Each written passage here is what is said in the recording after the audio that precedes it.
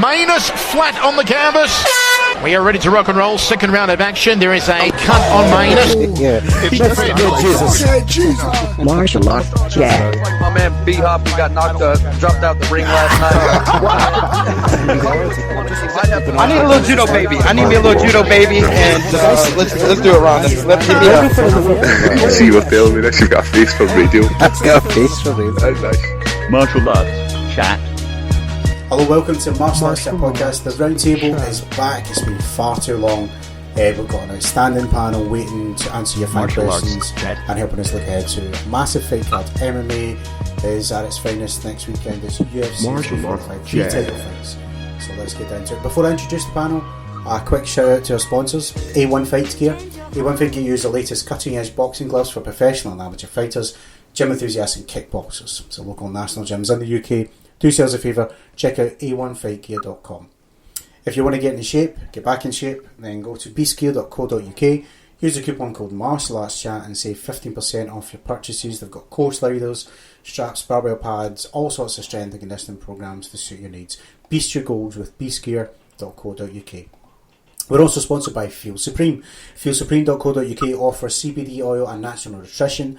They will assist your progress in diet and lifestyle, natural supplements and complementary services such as yoga, mind coaching and weight cutting programs. And finally, we're also sponsored by World of Martial Arts Television. Woma.tv produces, finds, acquires, commissions and presents all you ever wanted to know about martial arts. And so to our panel here tonight, the man who brings all the chat, all the controversy, and we wouldn't have it any other way, from Mick's Martial Arts Podcast, it's Mr. Mick Tully. How are you, sir? I'm on great form. I'm looking forward to this. Three absolute winners, like title fights on the card, and then we've got some great fights as well, you know, on the undercard. So yeah, we're gonna have some good fun trying to work out who's the winners and who's the losers. But we're all gonna be winners because it's that good. It's much better than a fucking fight night. I know that much. So yeah, I'm really looking forward to it, guys. Superb, man. And from the awesome MMA show, returning to the round table, it's my man G. How are you, sir? Good afternoon, Mr. McElroy. I must say you're my favourite podcaster north of the border. Forget Joe Rogan. What does he know? Forget Ariel Helwani. He's a playground journalist. He said, she said. John, you're the man. You're the man too, brother. Thank you so much. And finally, from MMA Huddle, always a pleasure. It's Mr. John Ferguson. John, how are you, sir? Great to be back. Yeah, good to be back with the boys. I'm having a bit of a chat about the fight game, and good to be speaking with my friend. Guys, it's 3 title fights. I want to hear some preview, maybe a prediction if you please, before we get any fan questions. And first up, it's the women's bantamweight division. Jermaine, the lassie who ducks Cyborg, Duranda Main, takes on Amanda. Well, she smashes Cyborg Nunes, and you know, straight up, I think this will be another domination for Nunes. Probably another knockout, if I'm honest. The lioness, she's unstoppable as far as I'm concerned. Maybe I'm caught up in a hype a wee bit, I don't know, but I mean, it's nothing but Nunes for me, man. Let's see the panel thoughts. We'll start with John in this one. John, how do you see the ladies thrown down here? I'm with you on Nunes.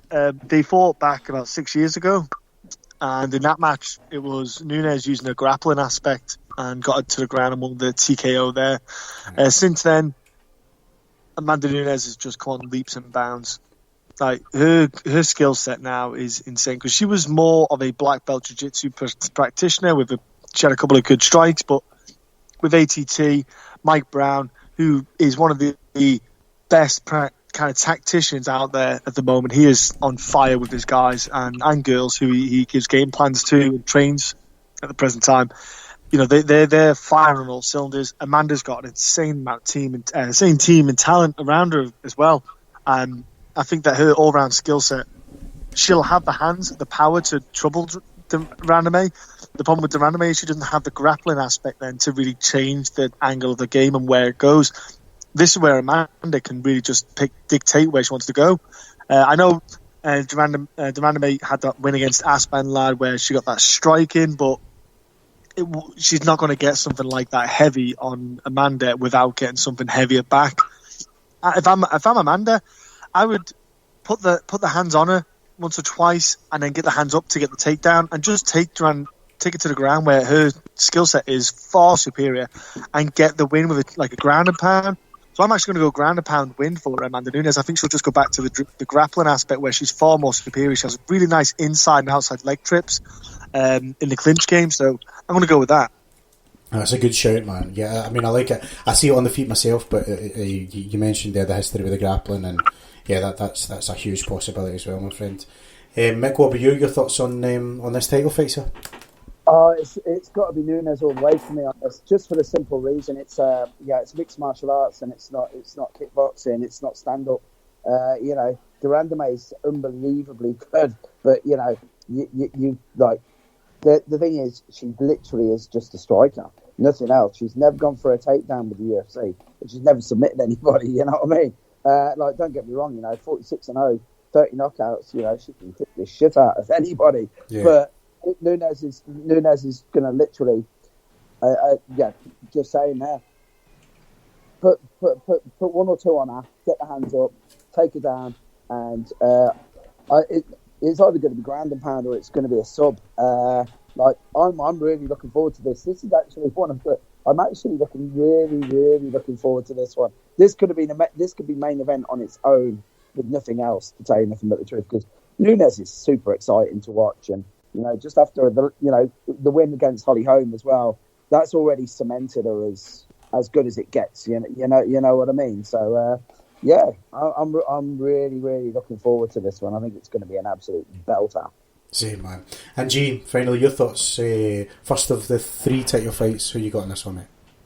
Yeah, I think I agree with the boys. I can't really see past Nunes, but I'm going to do a bit of playground psychology here. If you believe Dana White and the UFC, that Germaine, when she won the belt from Holly Holm, she was scared to fight Cyborg. And if you see what Nunes did to Cyborg, completely destroyed her, what's that doing to Germaine psychologically? Now, that's just a theory, but there may be an element of truth in that. Nunes, powerful. I mean, she's put on quite a bit of muscle in the last 3 years. And when you say that in MMA, in UFC, there's always the chemical nutrition comes into play. But I don't know. But, she has put on quite a bit of muscle. And unfortunately, in MMA, it seems like steroids, chemical nutrition is rampant from what you hear. It's almost par with bodybuilding. But anyway, that could be another show. I think Nunes, I think she'll be too powerful.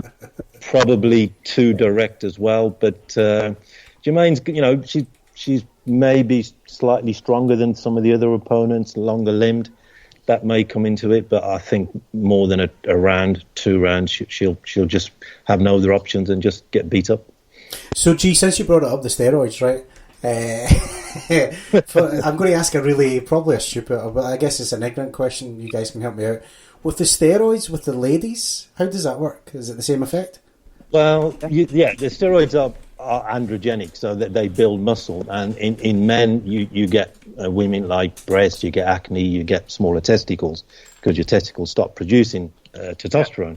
Right. In women, you get male effects. You get square jaw, you get flatter breasts, menstrual cycle goes. It's the clit grows as well. Masculine effect for women. Yeah, the clit grows. You get like a large clitoris and all sorts. It's basically. I've never been that deep, John, but I'll take your word for it. I go real deep. I'm just making a note to myself to get rid of the Benylin at the moment out of my diet, guys. Tremendous, man. Let's don't forget the Horlicks as well. God, the Imodium after that. Let's move on from the pharmacy then to the co-main event.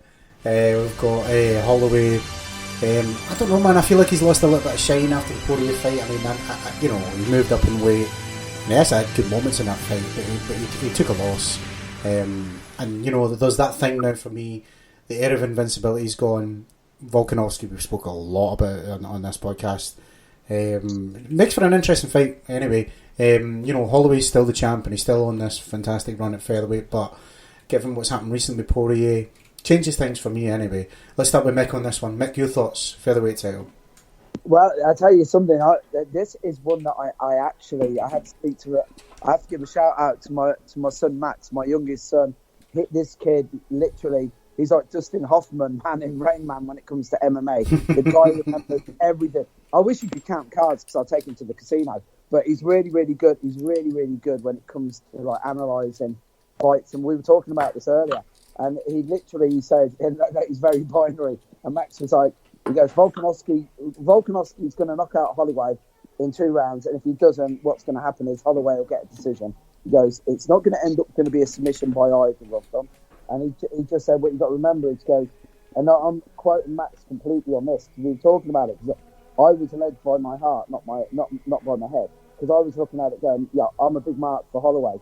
And Max was just said to me, he goes, right, 3 fights in 9 months for Holloway. He goes, so that's quite, yeah, he's staying busy. But Volkanovski's on a 17-fight win streak. And Chad Mendes, Jose Aldo, he goes, they're not jokes, you know what I mean? So, literally, at the moment, I'm sticking with this. I'm sticking with. I'm going right on this. I've got a foot in both camps. This is even money for me. So it's going to be Volkanovski if he gets the knockout, great. But if not, I think Holloway will get the decision. I think it's going to be a very exciting fight. I think it's good, yeah, because both guys have got so much. You know, this is another make or break fight. You know, we're talking legacy wise and. You know, where you stand in the landscape. I hope this makes sense. You know, because you know, when you're main eventing, then great. But this literally is, again, we say this nearly every time we talk about a podcast. Right, this is a defining moment yet again. And the one thing that you've got to give the UFC is when you think that they can't outdo themselves, then they outdo themselves again. You know, this is like this card here is on a level with some of the old Pride shit that they used to pull in Japan on New Year's Eve, you know what I'm saying? Yeah, where man. That big event where you're like, yeah, shit, we're going to talk about this for at least 6 months coming up. So that's my call on it at the moment. I think it's just going to be very, very, very good. I just, as I said, I really don't know because I do like Volkanovski, but Holloway's my man. So what I'm going to do is, guess what, boys? I don't know. No, good for you, man. It's hard. It's hard. I tell you what, I sound like I should be running for Parliament next week. That's how on the fence I am with this shit right now. But yeah, Holloway gets decision or Alexander to get a knockout. That's it. No, you would definitely get my vote, man, if you ran. That's for sure. But you know, I think you're up against shitty company, so I don't know if that's a backhanded compliment, Mr. Matilli, but there you go. G, how about you, sir? Featherweight title, and still or on you? Yeah, it's a bit of a difficult one. I mean, Alex has got he's got a good record, but the names he's beaten hasn't been great. But that's not his fault. He just has to go through the people, you know, that are put in front of him. You're right. Holloway did lose against Poirier, but Poirier is an elite stand-up fighter. Holloway doesn't seem to have any obvious glaring weaknesses. That's the thing with Holloway. And with Alex, yeah, is this going to be a step up? And is it going to be a bit of a shock to the system? Or is this going to be a step up and he's going to rise to it? I get the feeling he's the type of character that will rise to it. So I think he could certainly handle handle himself and give a good account of himself. But I think Holloway, I mean, I'm looking at what's left in the division. If he beats Alex, you've got Zabit, you've got Yair Rodriguez. So there's a couple of fights left for him possibly in this division that cement his legacy. Whether he'll think about moving up again after the Dustin Poirier experience or, you know, just call it a day, obviously we don't know. But I think Holloway will probably have too much championship experience for him. And he did sort of go gung-ho with Poirier, if you remember, John, that I think he was doing quite well. Then he just sort of threw his hands down and started. Yeah, you're right. And that's when Dustin sort of picked him apart, because Dustin's a very smart stand-up fighter, and picked him apart and didn't go, you know, guns blazing for the third, fourth, fifth round. So I think Holloway will do it, but I think Alex will give a good account of himself. Yeah, no, you're absolutely right. Poirier has that power, as we know, but he was picking his shots with that power. You know what I mean? He was making sure that, you know, not everything was it wasn't so much the Justin Gaethje style of just head chin Balls down to and the sweat. wall. Yeah, exactly. Yeah, Man. It was a very smart performance from Poirier, but big ups to Diamond. Finally, John, how about you, sir? Holloway or Volkanovski? I'm torn a little bit, but I'm going to go with Max. This is going to be it's probably going to be one of the fight of the years. I think one factor to take into account is Volkanovski's not done 5 rounds yet. He only did 3 against Jose Aldo. That's a good point. And even in the Jose Aldo fight, it wasn't the best Aldo. He was tentative. He didn't pull the trigger as much as he usually would. He did hit Volkanovski a few times and really hurt him. Mm-hmm. And I just thought that he just wasn't active enough there, Aldo, in that fight. He was just too tentative too much at the time. With Aldo, with Holloway, he's just gonna keep patting, like just keep hitting. And if you don't know what it feels like when you're fighting, if someone's throwing a punch towards you, you partly you tense up a bit because you're trying to absorb the punch. So what Holloway does really well is he just throws out a large volume of strikes at you, and what it does is it breaks your rhythm, it breaks your game plan up, and also it makes you kind of have to stop and kind of get your reset again and get your breath back. And tensing up is far more exhausting than actually throwing the strikes. Yeah.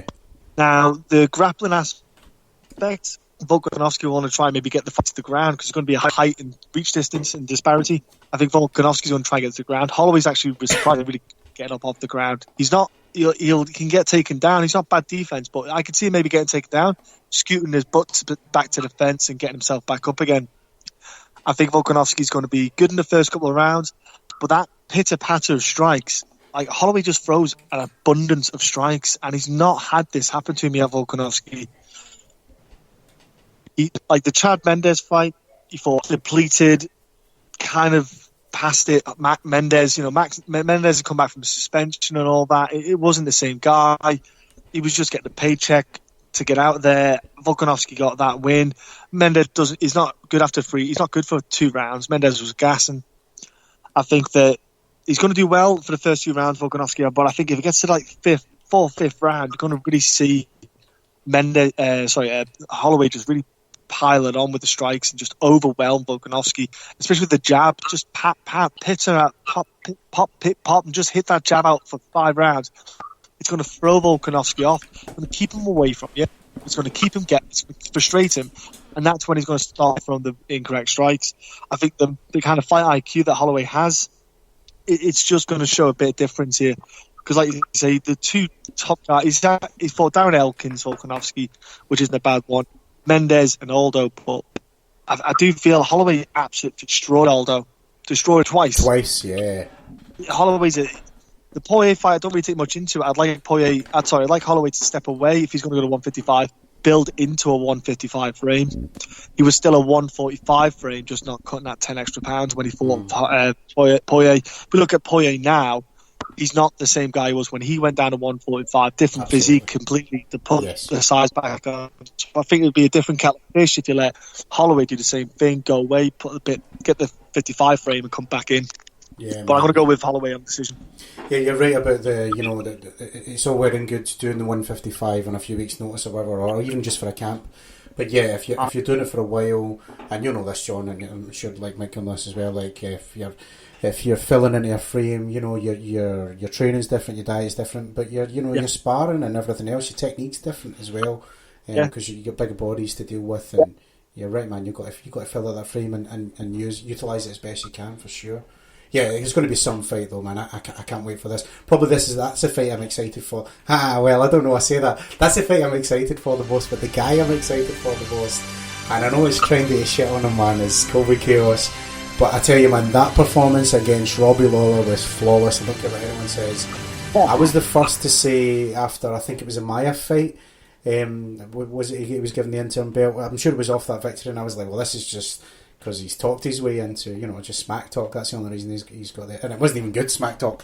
Let's be honest, the guy still is fumble fucking his phrases up and his script or whatever. But just back to the Lawler fight, like Lawler had no answer for Covington. He mixed it up with strikes, takedowns, and a relentless pace, man. Like, it was just amazing. And the commentary was so biased. They were like, well, just watch, like Ruthless Robbie Lawler's got that big right hand. It's coming, and nothing came. He had no answer. He had nothing for this guy, and I was so impressed.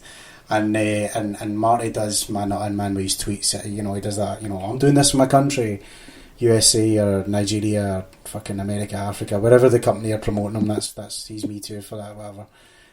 But you want to talk about boring fights as well, man. Boring fights was the Woodley and I can't remember his name, Marty here. That was the boring fight, and I hope Covington shows up like he did against Lawler. And oh man, like I'm all in. Make welterweight great again. Build that wall, baby. Who's with me? Mick, you in? I'm in. Oh man, this is going to be something else, man. This is going to be a great fight. Like Cameron Usman, man, you are fake news. That's I'm sorry, I'm doing a really bad Colby impression there. This is going to be an absolute belter. You got to remember, right? Usman's something else. Before I do this, I should point out a point that was made on social media today by somebody, I don't want to upset anyone who said it, but it was, will Mark Goddard, I think Mark's reffing that fight. Will he let them fight? Mark will let them fight, trust me. The one thing about Goddard is, he doesn't want to do the Mazzagatti thing. You know, if he dies, he dies. He doesn't want any of that shit done now, right? Yeah. So there's always going to be people complaining, right? But the one thing about Mark Goddard is, you know, the guy has got integrity in spades. So he will let these guys go. But at the same time, you know, if he doesn't think the action's going, then he'll make a decision, if that makes sense, right, guys? Mm-hmm. But for me on this one, I'm going to tell you right now, you've got Usman, who's an absolute monster. He's a killer. He's probably one of the most dangerous men, definitely, in the UFC, not just in his division, right? But you know, he made Woodley look like a bit of a mug, if you want to know the truth, in my eyes. But when it comes to wrestling and just cardio, I think both of these guys are on there pretty much even Stevens, right? That's my personal opinion. Where this is going to get won will be in the clinch or boxing, and I really think that's when Colby, I really, really believe that Colby's going to be the next big name to come through, because it's like you're saying, his whole playing the heel thing at the moment is pretty shit, because he's not really that good at it yet, you know. So he's okay at turning up wearing the Make America Great hat and those ridiculous glasses he must have got off Conor McGregor or Poundland. So he's able to do that. Yeah, he's able to do that. But his performance, like his performances have been nothing short of like spectacular. The Robbie Lawler fight, literally, I was like you, John. I was like, it's coming.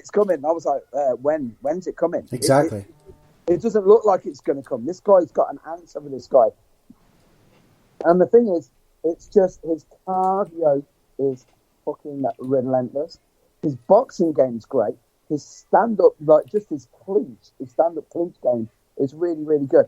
And I'll tell you something, like Colby hits you with a body shot, you fucking feel it. Yeah, You know what I mean? I really think that's the part that most people are overlooking here.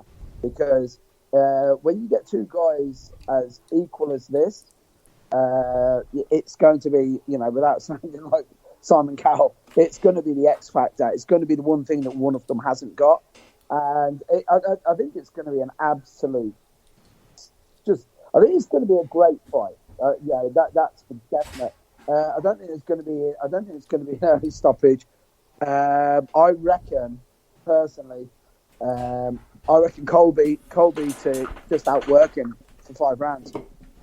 But it's going to be a beat. It's going to be both guys are going to be beat down. That's the only thing I do know. But they're gonna try and out wrestle each other, and it's going to be exciting. It's going to be a good one. But I'm saying Colby. I'm going to say Colby is going to get his hand raised. Fair play, man. John, how about you? Who walks out the undisputed welterweight champ? I'm going to go Colby as well. Yes. I am legit going Colby. I've watched a ton of tape on the pair of them. You got Usman, who he's had one stoppage against Moraes, and that was it. And other than that, he's just done what he does well. He just goes to his bread and butter, which I don't begrudge anyone doing. He's dominant, powerful, and I said he'd win the title. I knew he'd win the title at some point. You watch the Tyron Woodley fight, and Tyron was just not in that fight.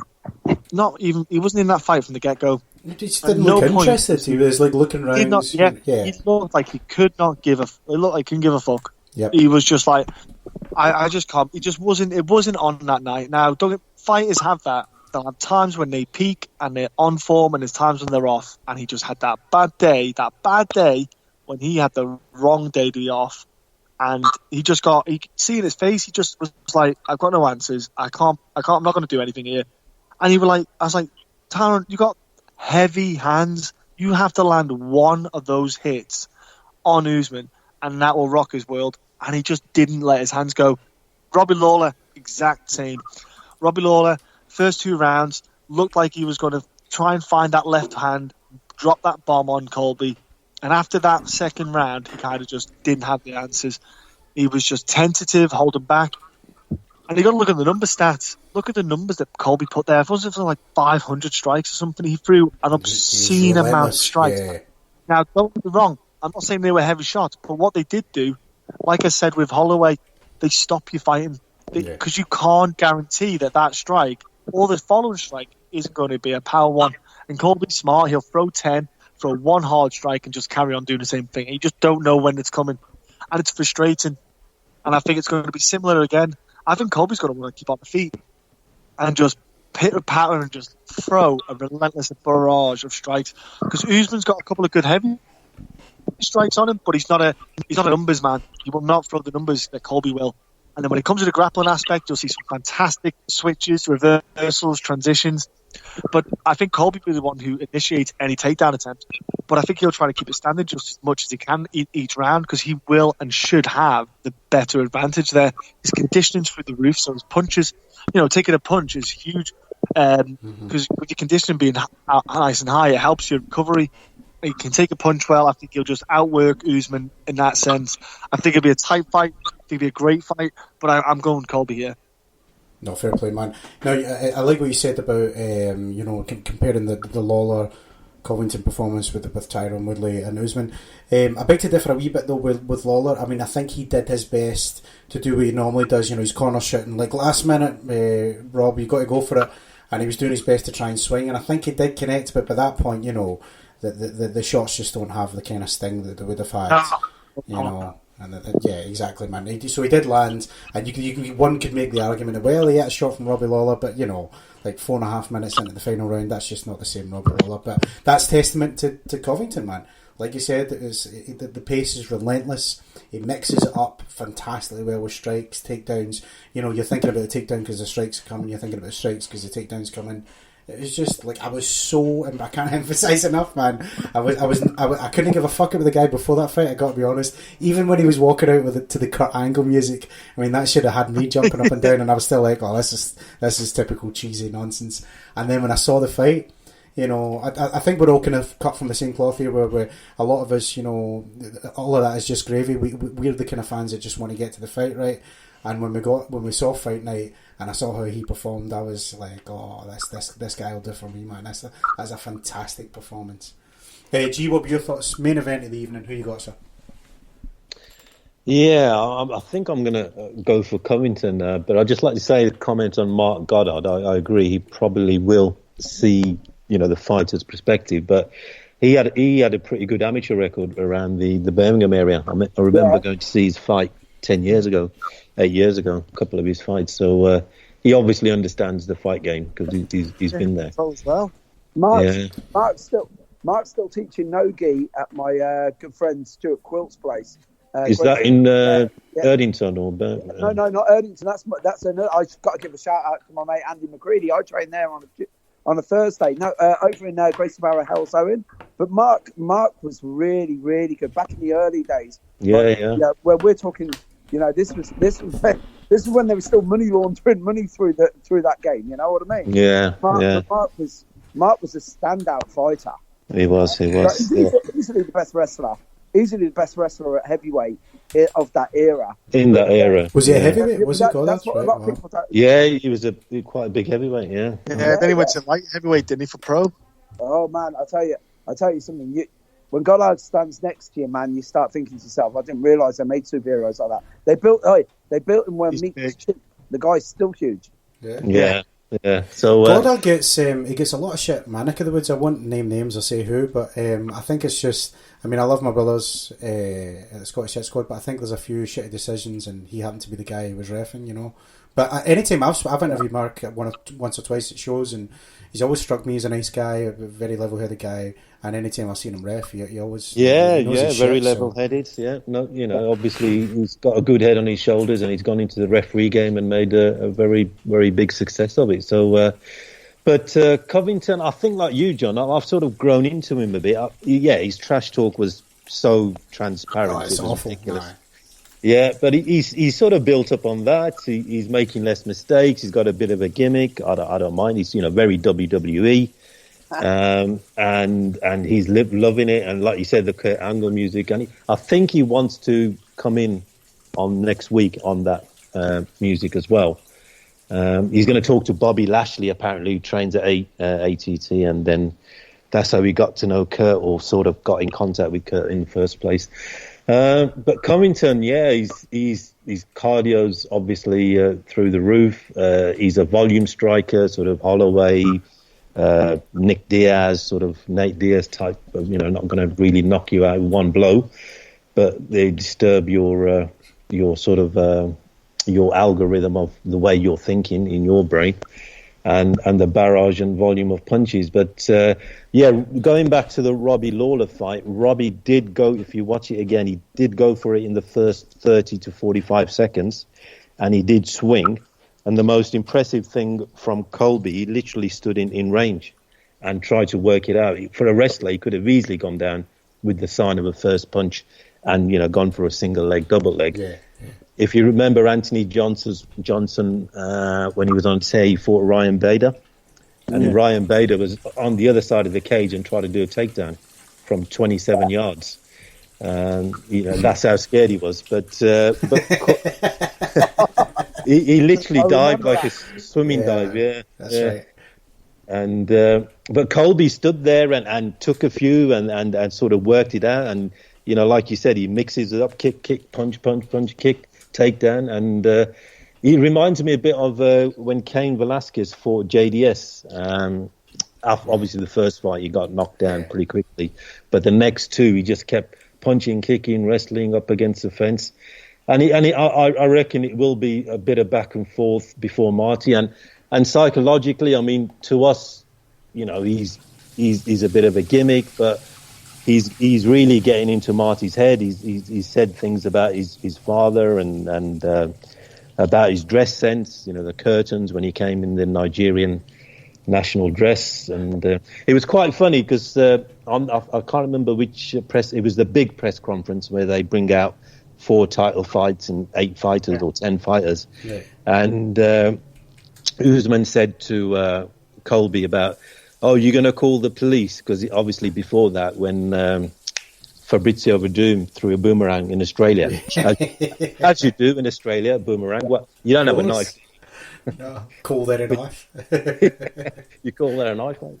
Yeah, and he said, you're going to call the police. And I was looking at that, and I thought Colby should have come back and said, the only police I'm going to call is the fashion police for what you're wearing. Yeah, of course, but that wasn't in the script. That's how exactly, man. He's like Nish Kumar. Yeah, he needs a prepared script. See, exactly. I'm a natural, so I don't need a script. There you go. You'd have been there.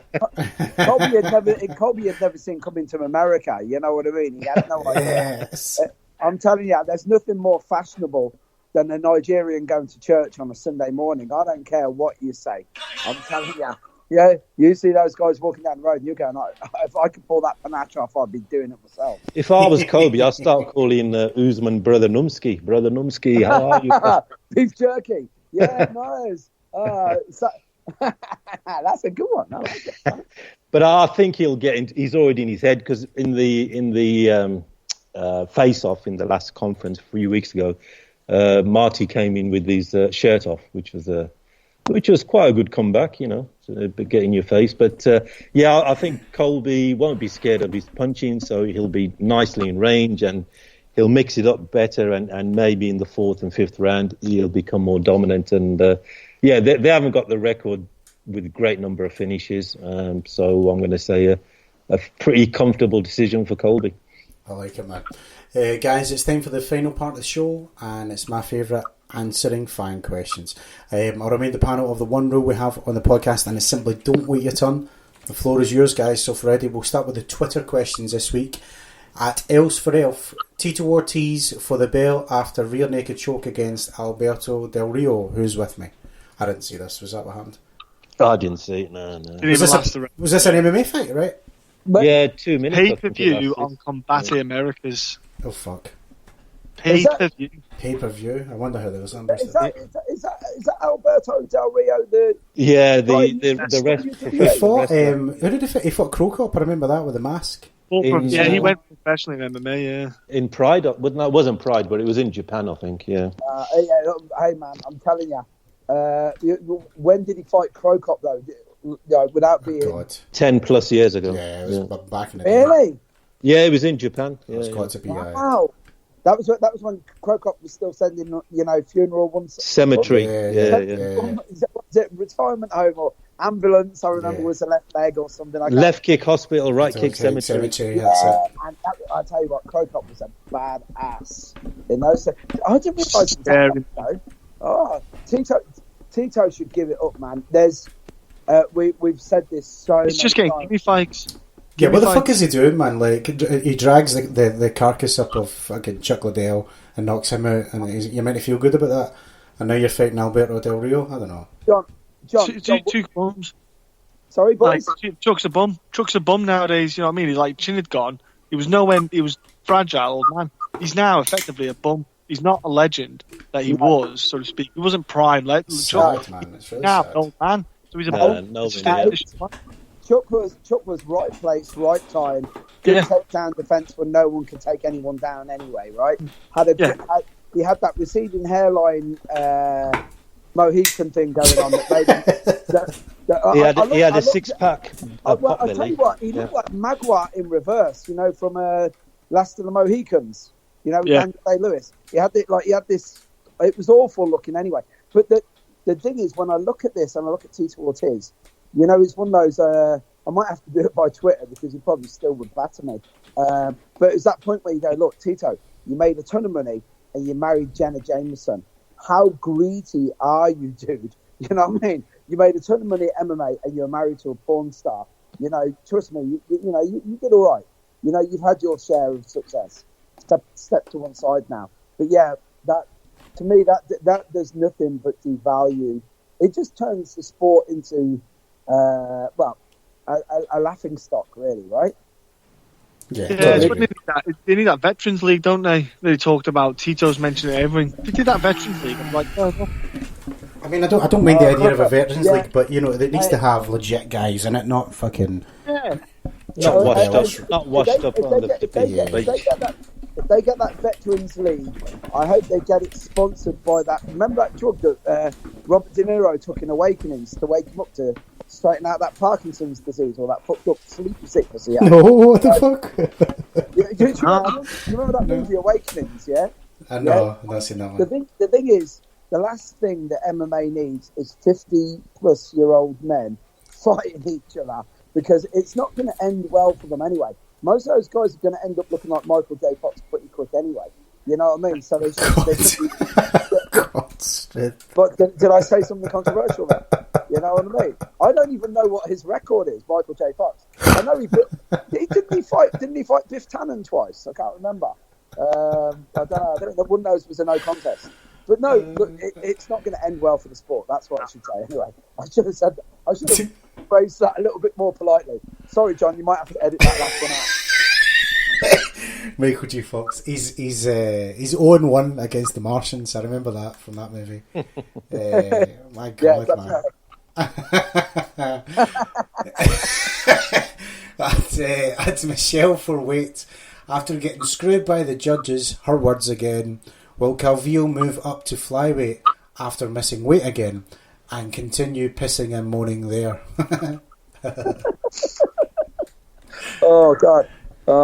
All I can think is if you miss weight, what are you, Anthony Rumble Johnson? You know what I mean? It's not hard to Or, make or weight. Calvin Gastelman, the most Yeah, recent. yeah, exactly. It literally making weight in MMA is like being told to turn up at work at 9 o'clock. Well, You know, Calvin's got a good answer. You just lean on your coach. That's what your coach is there for, to lean on. Yeah. really? In good times and hard times. Yeah. Lean on me. What's that song? Lean on me. Yeah. Yeah. She's missed weight a few times though, right? I want to say. Yeah, Cynthia yeah. Calvillo. Yeah. She needs to get to the Performance Institute and do tests and see if it's possible to stay out that way. Yes. I'm saying nothing on that one. Fair enough. At Casual Fan Bob, what next for Big Ben after victory against the Skyscraper? He didn't win. It was a draw, wasn't it? Just didn't it go to like a decision draw or something like? 'Cause he got, I thought he lost. Was it a draw? This guy's fucked up. Casual Fan Bob, you're shit. Well, even I thought it was a He won. Did he win? Did he win? Knockout, yeah. I thought he got disqualified for eye pokes or low blows or something. What was it, happened? Maybe I'm wrong. What? I'm Ben Rothwell. Yeah, And Stephen Stephen. Struve. Yeah. I thought I just read that he got the win.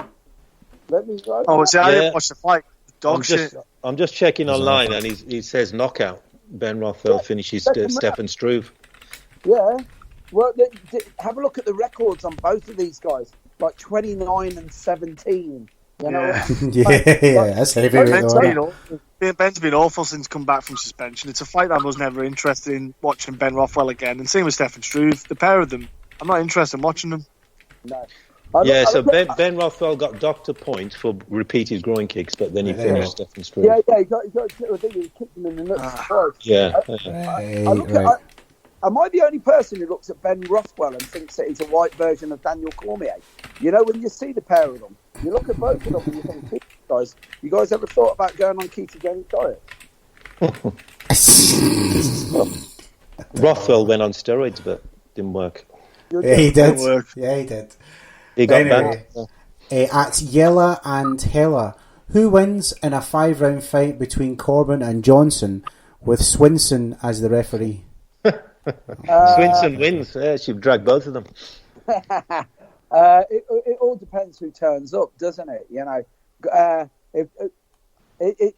it's going to be a hard one. You know, I truly believe that Boris Johnson's the most dangerous man in politics ever, and when you consider that Jeremy Corbyn was friends with the IRA, that's a pretty fucking heavy statement. Well, you know what Johnson could say to Corbyn to get him riled up. He's just telling him he's a Jew. You know.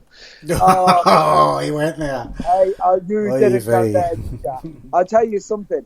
Like, trust me, I don't. All of that nonsense in the Middle East just makes my head hurt anyway. But all I can't work out is how can you be anti-Zionist, meaning anti-Jew? You know, it's like being anti-white man and being anti-Nazi.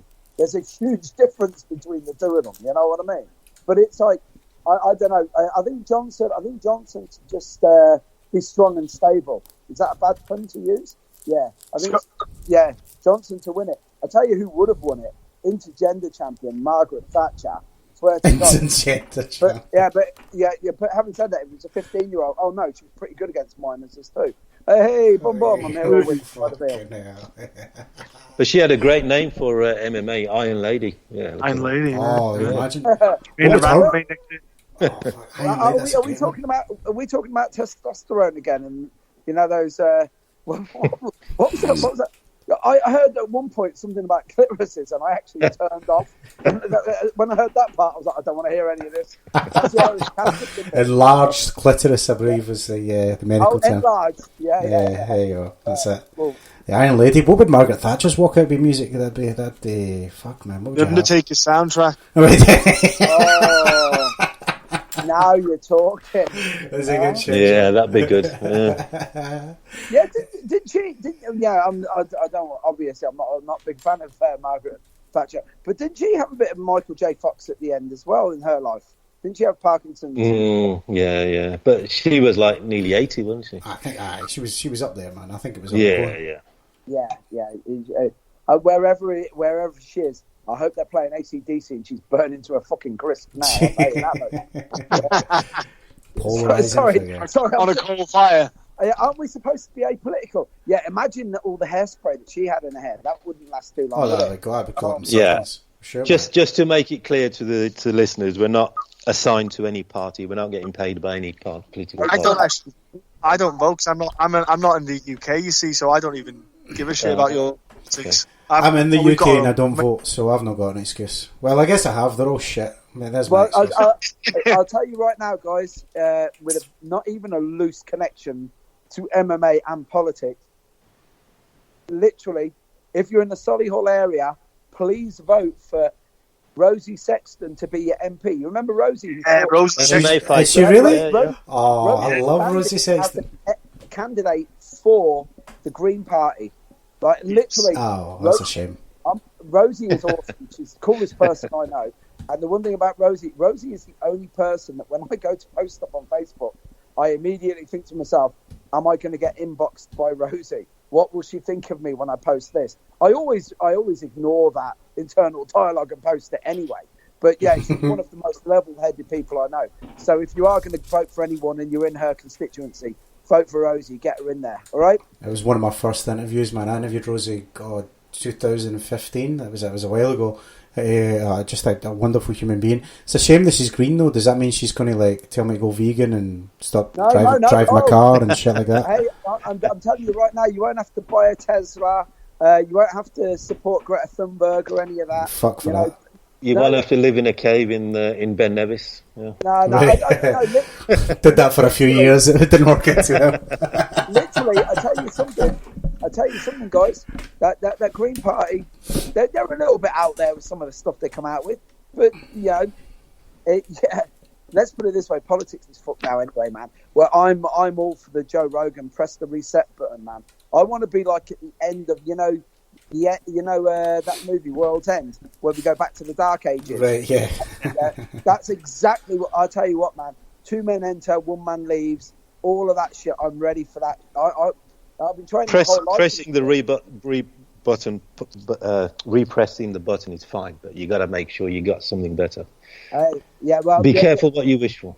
Having said that, anything's better than Boris Johnson and Jeremy Corbyn over 3 rounds. You know what I mean? Fuck, man, Imagine the fucking state of those gender fluid ring girl people that they're going to get in. I won't be whistling at any of them. I know that much. It's not too rosy here north of the border either. You get fucking Braveheart. What's her name? Just like constantly banging on her at independence, man. She does my nut in. And so many other Scottish people as well. Like everyone I speak to, I don't know how she gets in bed. Why the fuck are we talking about politics anyway? I know that question come in. Yeah. Let's move on. This does my nut in. Who we got? At Uncle Yagi. Is John Jones jealous of Izzy and Marty's friendship? Nope. I don't know. I didn't know they were friends. Yeah. I guess they're both Nigerians when it suits them. Oh, okay. Maybe. John Jones doesn't care about anything apart from his next piss test. Trust me. All he cares about, Let's just address the elephant in the room here. You know what I mean? John Jones will go down as the only guy ever to have totally just... Everyone thinks that Conor is a car crash. John Jones is the man because there's God-given talent, and all he had to do was stick to yoga in the park and biblical tattoos on his tits, man. And that guy he would have been a rock star. But he just went full gangster, and you never go full gangster. It's like going full caps lock. Once you go, you can't come back, boys. You know what I'm saying? Absolutely, man. Absolutely. Yeah, Johnny Bones Jones. I mean, he just he's still a phenomenal fighter. But yeah, I mean, you're right. Any piss test he takes, he breaks the fucking machine, doesn't he? He's just he's over. Well, they seem to invent new rules for John when he does a piss test. They start talking about picograms. That's right. Yeah, and the picogram gets smaller and smaller when they describe it. I know. You're right. Yeah. A millionth of a gram, apparently. Yes. I know when they compare it to salt and all that, it's like, what's with the science lesson? Did you fucking take steroids or not, you dick? Anyway, Jared Costain. Colby Covington is the best ever. He's the people's champ, and Dan Lambert, professional hitman. He's also the guard of Trump family. America lives chaos. Huh? I don't know. That's not. Is that a comment? It's just not even a coherent. It's not a question, and it's not a coherent comment. So, hey, John, I want to know if that kid took his Ritalin today, and if he did, he didn't take enough of it. That's the first thing, right? Because that makes complete and utter no sense. Colby is a very poor Ric Flair copy, and you'll grow into it. You know, like he mentioned the people's champ there.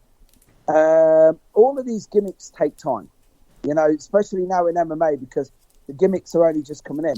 Like Vic, don't you think his beef with Dana is pretty genuine, and it reminds you of Steve Austin versus Vince McMahon? Vince McMahon? Yeah, they could play on that, couldn't they? Yeah, well, you see, this is the thing. He has got some beef, and it's the one thing about Dana is Dana White is Don King with alopecia.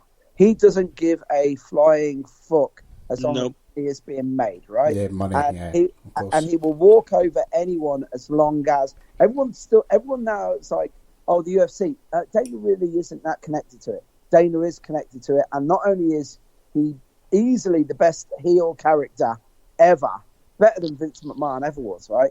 He's that. But the other thing as well is he truly still believes and loves the product, right? So. Yeah, has he held Colby back a little bit? Yeah, he has. Is Colby going to prove?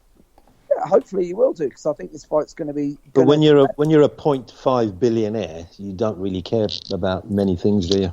No, well, I imagine. I don't know.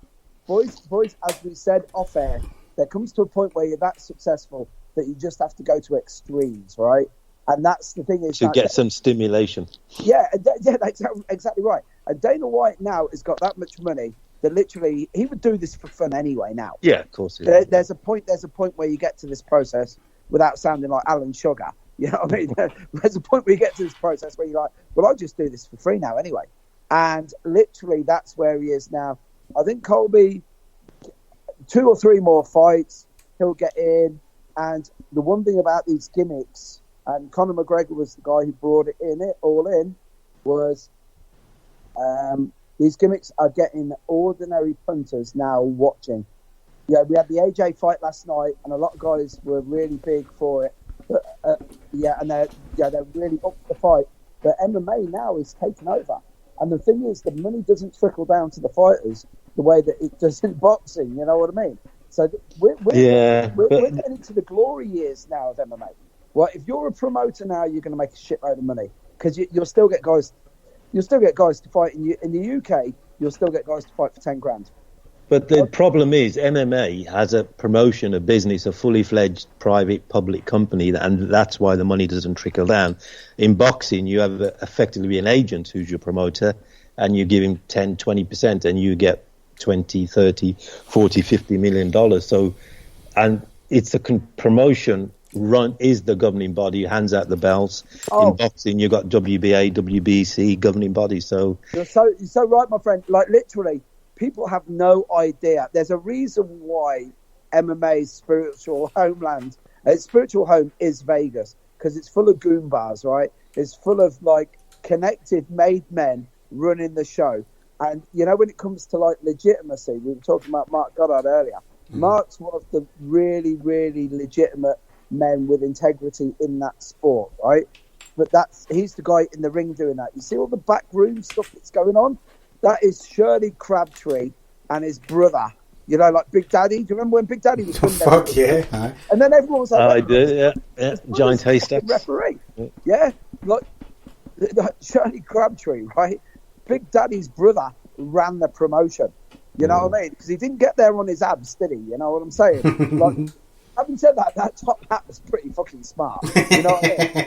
He looked like a fat lead singer. A good wardrobe. Aye. Yeah, man. Yeah.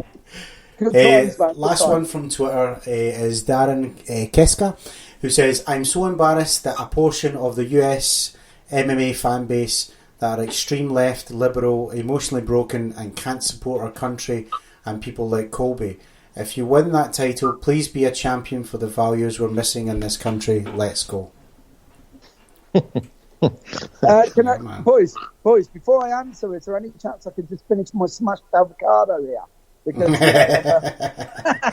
And your sandals and your hipster beard.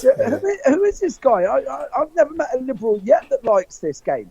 Every single guy that you meet, they're still like, all right, don't get me wrong, you'll find a load of jiu-jitsu guys who are vegan, atheists, and CrossFit. You know what I mean? The first rule of all of that is, like Fight Club. First rule is not to talk about it. First rule of veganism is to talk about it. Yeah. But in all three of those disciplines, by the way. But in MMA, they're still all meat eaters. I've never met an American yet that was like a liberal. I'm sorry, dude, but you got to get off Twitter. That's why he's fucked up. You got to get away from Twitter because they're all identifying as gender fluid on there. Get back onto Facebook, man. Old school. Get back to being an OG, man. Speaking of Facebook, we'll move on to those questions. We've got Mikey Johnson who's asking, the fuck is Aldo playing at cutting to 135? Guy looks like death. He's going to get fucking murdered. Murdered. He looks awful, doesn't he? He looks He makes the fight, to make it a fight, he's going to get murked. Like, he is going to literally die. It's going to be disgusting watching that. It looks like he's caught some sort of disease or something. It's horrible, isn't it? It looks like Freddie Mercury in his last days. Yeah. Well, I was going to say, look like Tom Hanks at the end of Philadelphia. But it's not. Look, he looks like Lena Savaroni's brother. And if you ask your mum and dad about that one, they'll be able to tell you. He looks like Montgomery Burns in The Simpsons, with his ribs showing and everything. Oh on his my neck. God, yes, Monty Burns. But why the move down? I don't get it. Like, if they're going to do a move, surely as you get older, the move is up, right? So he talked about 155 years ago. Yeah. Because Barra was Apparently he was always big, wasn't he? Yeah.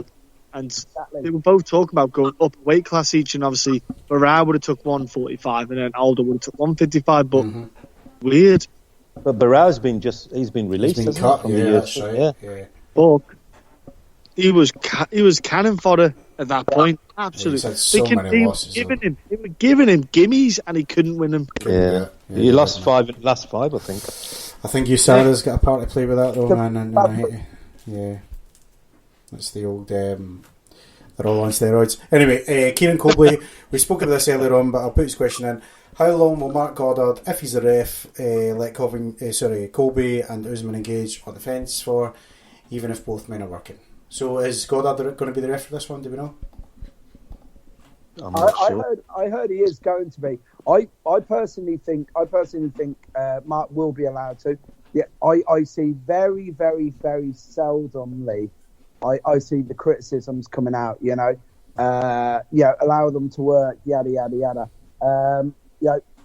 Mark can't win. It's either if he's telling them, remember you're in here for a fight. Yeah, he gets chastised for doing that, or if he stops too early, he's chastised for that. He's damned if he does, damned if he doesn't. Do they get any direction from the UFC? Any indirect direction from the UFC, the referees? I personally would say with the UFC, they're not. They're certainly nowhere near as bloodthirsty as, say, Bellator or a Japanese promotion, right? But I would say that if the action's going, just let it go, right? So, and the other one as well is, it's not like Mark's working like fight nights, is it? He's working main events all around the world. Top shows, so I've got a sneaking suspicion that when he's in there, it's basically, we're going to leave this at your discretion, because a good referee will make or break it. That's what you have to remember. And I flippantly said earlier about Mazzagatti. Mazzagatti wouldn't be happy until someone dies. What was that woman's name years ago? The woman referee. She was awful. Fuck was her name? Oh God, Kate Winslow. Yeah, you're right. Kate Winslow. Yes, thank you. Yeah. He looks like Jose Aldo in a wig when he's cutting weight. Yeah, awful looking woman. What?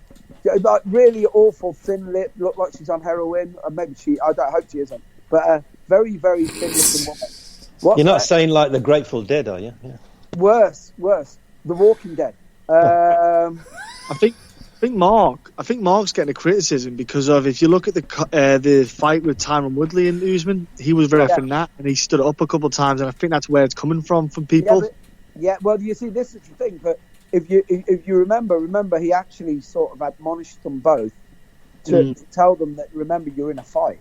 I can't. Yeah, he did. Yeah, exactly he did. what he Because said. Usman was, I'm not saying Usman was stalling, but Usman wasn't doing enough when he was on top. It was more of a control than landing any strikes, so to speak. He did obviously. Oh, it was boring as fuck, man. I hated that fight. It was so boring. I know it was a title fight and you got to do what you got to do to win, but I thought it was awful.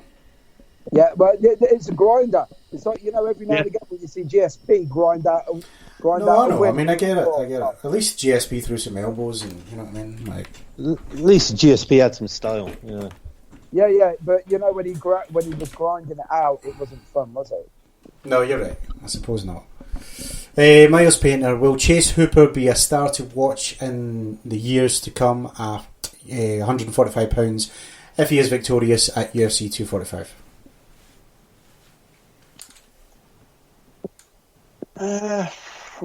Tough one, because you got some great guys. Ortega, Zabit, all that. But the 45 division's stacked with killers. There's so many good stars in there, man. I mean, like, I never count out the Korean Zombie. It's a shame that Ortega's out of this fight now. Obviously, you've got You got Rodriguez. Rodriguez. Yeah, I mean, you're right, John. There is that. There's so many killers in that division, man. Who knows? I mean, that's the beauty of the sport. Who knows? Matthew Penny is asking, how many minutes did everyone throw up for when they saw Overeem's face last night? Oh, I'll tell you, nasty. That was pretty. That was. There's a couple of clips on Twitter where you see that. You see it moving, high. Oh my good God! I'll tell you what, like special effects, man. They Avatar level special effects there. You know what I mean? Yeah, man. That's why I want to kiss it better. There you go. Who was the girl? Remember her ear exploded? What was that fight? Mick? Oh, yeah. Leslie Smith, was it? Leslie Smith, that's it. Leslie Smith, yeah, that's the one. Guys, apologies, but the referee was Kim Winslow. Do you remember her?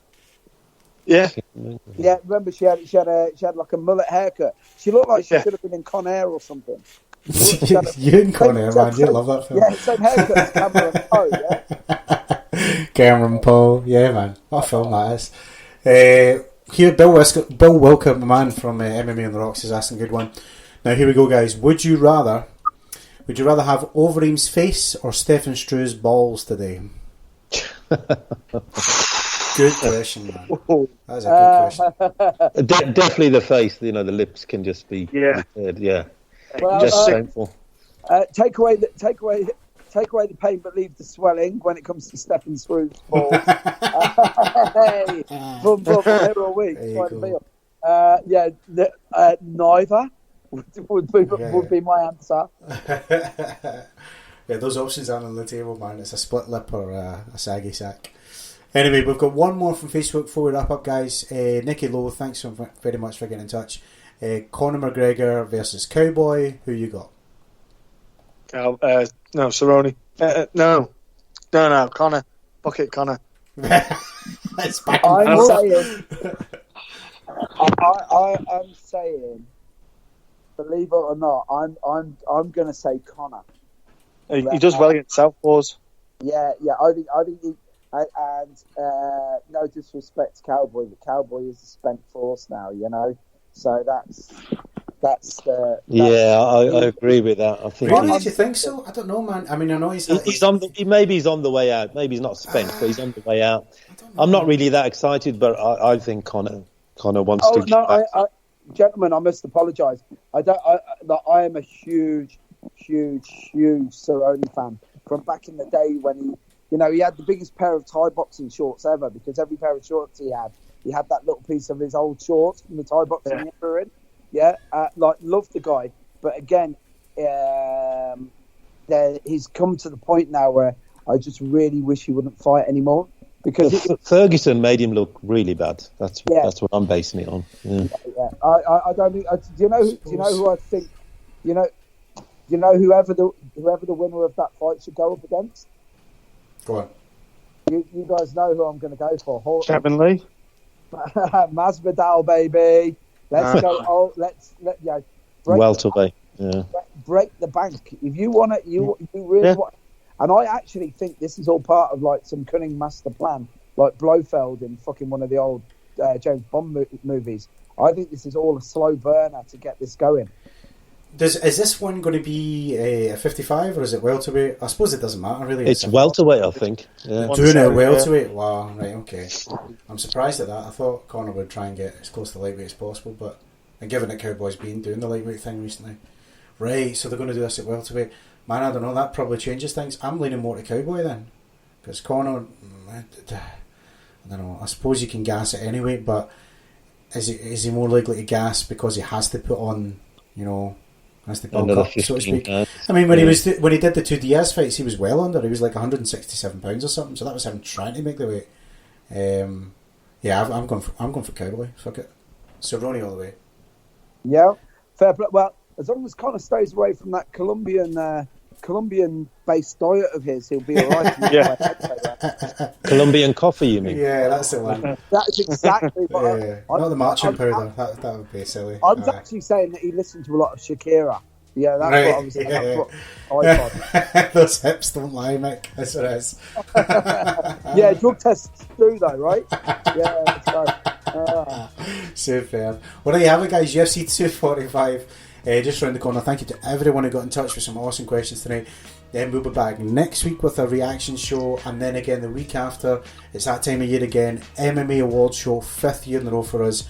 I'm thinking best question wins, but I'm undecided this year. I want to mix it up, but there's loads of prizes. We've got CBD oil courtesy of Feel Supreme. There's a chance to win some boxing gloves thanks to our friends at A1 Fight Gear, and a chance to win some strength and conditioning equipment thanks to the guys at Beast Gear. Thanks to Ben. In the meantime, let me thank our panel here at this time, starting with Mr. Mick Tully. Mick, always a pleasure, my friends, and please come back on for the end of the year war show, but let everyone know where to check you out, and a pleasure as always. No, the pleasure was all mine. Thanks a lot for listening, guys, to my usual nonsense. You can catch me on all social media. My podcast, www.mixedmartialarts.com. That's MICKS Martial Arts. You'll also catch me in Woma Magazine. You catch me all over Woma TV. We just did a great interview